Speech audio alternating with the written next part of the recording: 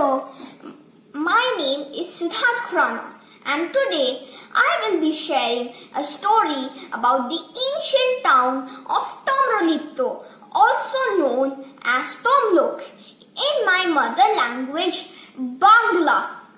নমস্কার, আমার নাম সিদ্ধার্থ, আর আজকে আমি তোমাদের সবাইকে একটা ছোট গল্প শোনাবো এক প্রাচীনতম মন্দিরের উপরে।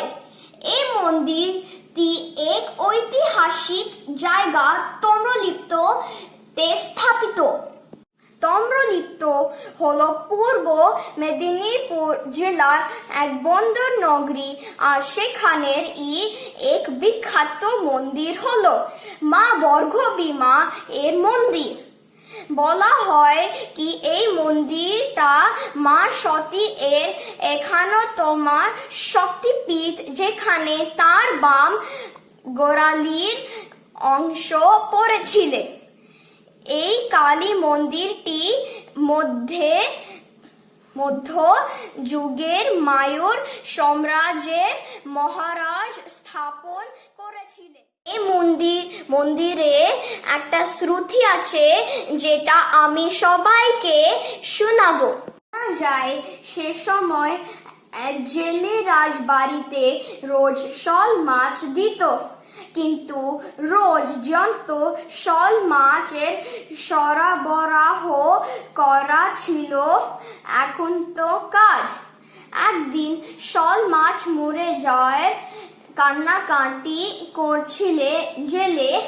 সেই সময় একটা ছোট্ট মেয়ে ওই জেলেকে বলে, পাশে একটা কুণ্ড আছে, যার জল শোল মাছ উপর ছিটিয়ে দিলে তা ফের জীবন্ত হয়ে উঠবে। সেই মতন কাজ করে জেলে, আর দেখে মাছ জীবন্ত হয়ে উঠেছে। এভাবেই রোজ জ্যান্ত শোল মাছ সরবরাহ করতে তিনি। কিন্তু তাতে রাজা মনে কৌতূহল জাগে। একদিন তিনি জানতে চান সত্যিটা জেলে থেকে।